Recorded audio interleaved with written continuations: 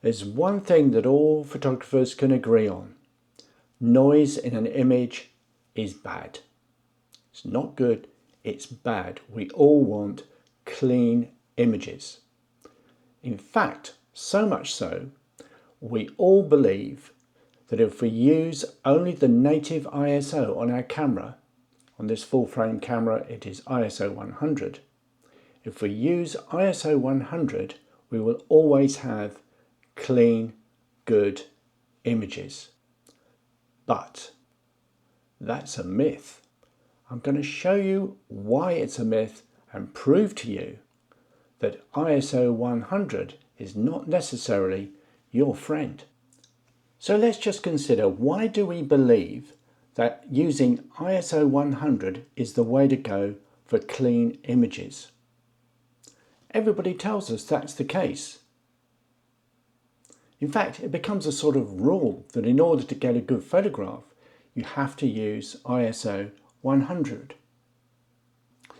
I remember standing one evening at a local beach during golden hour. The sun was quite low. The night was beautiful. It was sort of shining through the tops of the waves as they were breaking onto the beach. And it was a shot that I really would have liked to have taken. But even with the tripod, I didn't actually bother because I knew I wouldn't be able to get that lovely, sharp, crisp shot of the tops of the waves as they broke because I couldn't manage the exposure correctly.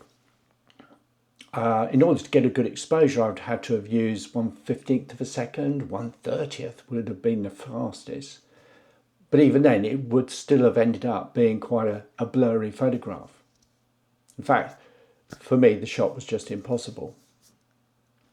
But I still had that thing in the back of my mind, you know, if you use high ISOs, there's going to be more noise, the image is going to be grainy, it's not going to be so good.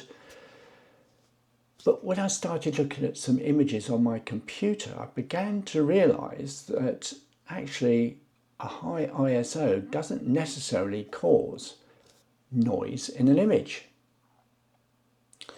I went to Marazion, taking some shots at the beach there, and there was a very interesting little rock in the sand with sort of puddles and water all around it. So I was taking some shots of that. I'm easily pleased. And when I got those shots home, I had realised that I'd actually used different shutter speeds on the same composition. So let me show you what I'm talking about here. So here's the first shot that I took. It's at 1/60th of a second, f9.5, ISO 100. And sure, it's a little bit blurry because I've blown it up to 300%, so it's not a clear, crisp shot, but you can see that there are some sort of dappled effect in the light just beyond the rock there.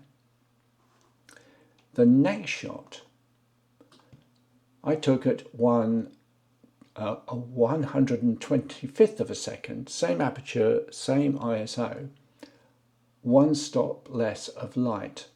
And I notice that actually there's more noise appearing. And when I look at the final shot, which was taken at 1/250th of a second, same aperture, same ISO, two stops less light, there's a lot of speckling going on here. You can see a lot of noise in the image. So then it occurred to me, less light creates more noise. Not higher ISOs, because this was the same ISO 100 and the sensor was receiving less light due to the higher shutter speeds, and therefore the noise was being created. So I went back to my catalogue and had a look at some other images. And I noticed that in some of those I had actually been using quite much higher shutter speeds and narrower apertures than I had previously. And then of course I realised my mistake, which actually wasn't a mistake, but I'd realised that my ISO had been set higher than 100, often 320 or 400. So check out these next four images. Here's an image of a small beach, a little cave at the back, and I've used ISO 320 to capture this scene. It's quite well exposed, and where the arrow is pointing, it's pointing at an area that I have magnified in this next image to 300%. You can see the histogram that I've captured there. And if you look into the dark areas, there's very little noise at all. I've captured the left-hand side with noise, but there's not much to see. On the right-hand side, I have applied Lightroom Classic Denoise to get rid of any noise that's there. And quite honestly, I can't really see the difference between the two halves. And remember, this is at 300%. So let's have a look at the next example. Now this was taken early in the morning, just as dawn was breaking over Gribbin Head in Cornwall. I'm looking across the bay here. This was taken at ISO 1000, and the arrow marks an area which I have expanded to 300%. And you'll see from the histogram that the image is not that well exposed, but there's a little bit of noise there, easily cleaned up on the right hand side using Lightroom Classic Denoise. And let me just show you one more image. This is an image of a little bird at a beach, and this bird was really active. It was jumping around all over the place. I used 1/500th of a second, f8, because I needed the depth of field for him, and an ISO 2500. And I'd like to point out that this image has not been denoised in any way. This is as it was shot, and I think that's a perfectly acceptable image. A good exposure, but ISO 2500. Wow. So this absolutely proves to me that a high ISO does not create noise. Low light, a poor exposure, that's the thing that creates noise. So now my thinking can shift a bit. I can change from this idea of exposure only being adjusted through shutter speed and aperture. In fact, if you think about it, we learn about the exposure triangle, don't we? Shutter speed, aperture, and ISO. And then that exposure triangle is sort of contradicted by this idea that we should only use ISO 100. Doesn't make any sense to me at all. So I wanted to put this to a little bit of a test. So I created a little experiment. I'm going to show you some images now.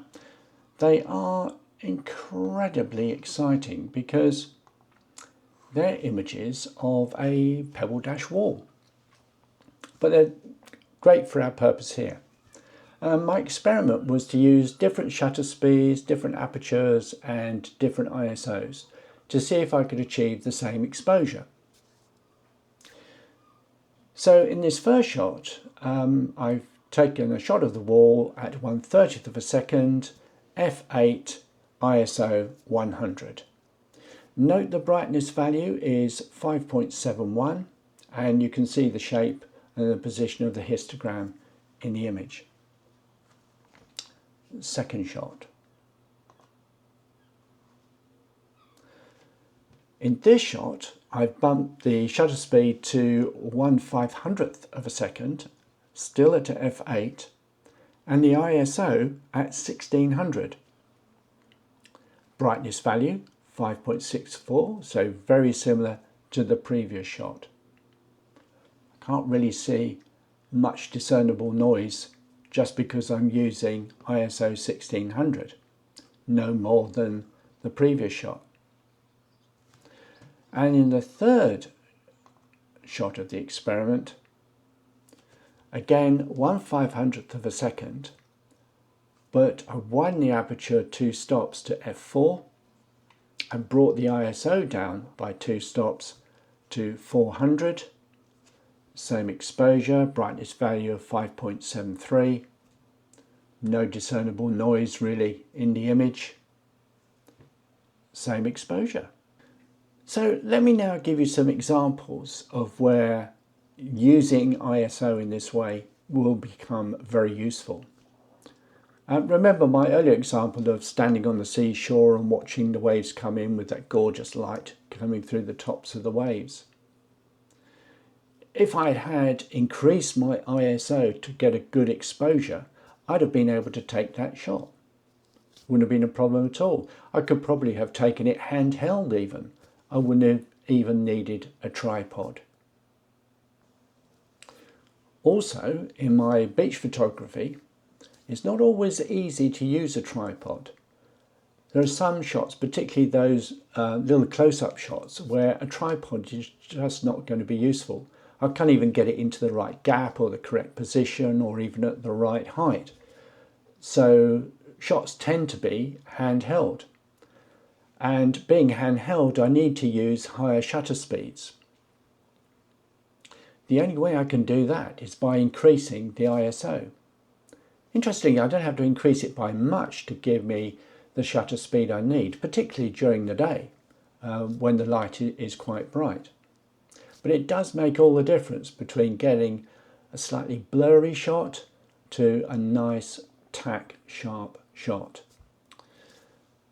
So a number of you might be thinking, well, I can still take my shots at ISO 100 and fix it in post. When I come to edit the image, I can sort that out. And to a certain extent, you probably can, particularly if there's not a great deal of noise in the image, you'll be absolutely fine. But for many shots, you won't be fine. Let me just show you what I mean. Now, in this shot, I took this in my garage because it was relatively dark and I could get the light conditions I want for this experiment. And you can see I've taken this shot at ISO 1000. It's very speckly, there's lots of colour missing and so on. It's quite blurry as well. So remember, this is ISO 1000. In the second shot, I took it at ISO 12,800. 12,800. And whilst it does have some grain in the image, it is nevertheless quite sharp. In both images, I used Lightroom Classic Denoise to clean them up, and this is the result. The top half of the screen shows you my ISO 1000 shot, and you'll notice I've lost colour. So there's no colour in the top left corner of the shot. All it is lots of little speckly green stuff, and the top right hand corner of the shot, I've lost the black, it's turned into a brown, and the detail on the nose of the teddy bear there is so blurred, so blurred. But in the 12,800 shot, I've got nice clean colour in that top left corner. There's no speckly bits. I've got no speckles, and I've got a nice deeper black in the top right hand corner, and the teddy bear's nose is nice and sharp, and I've got detail captured. So the downside is to do with dynamic range. And basically the principle is that the higher the ISO, the more dynamic range you will lose. So in this particular graph, you'll see that my camera has a photographic dynamic range of 11.62 stops at ISO 100. And if I were to use ISO 640, that dynamic range would be 9.36. And if I were to use ISO 12,800, my dynamic range would be 5.14. In reality, I'm very unlikely to use 12,800, probably at worst I'd use 6400. But even so, up to 640 ISO, I've still got a pretty good dynamic range. But also notice something else. I just want to sort of pinpoint this for you. So with my camera, the dynamic range reduces from 50, ISO 50, down to ISO 400 just by just over one stop of light. It's nothing at all. But it might make quite a difference when I come to using different shutter speeds or different apertures and so on. So it might be the difference between getting a great shot or not getting a shot at all.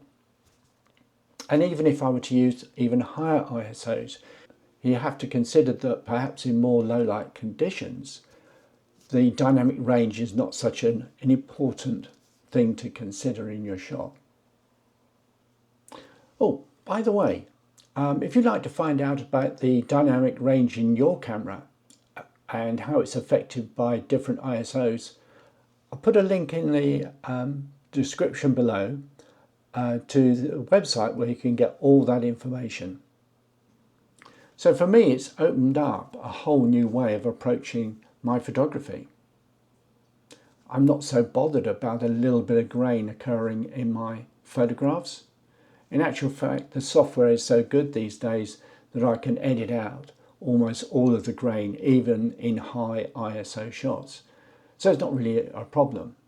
I'm also including it genuinely as part of the exposure triangle as well, making full use of all the tools that are available to me in order to get that wonderful exposure. So in many respects, I encourage you to break this so-called rule or guideline and experiment with lots of different ISOs in different scenarios and different shots. Why not? Do you use other ISOs? Pop a comment down below. Thanks for watching. Until next time, bye.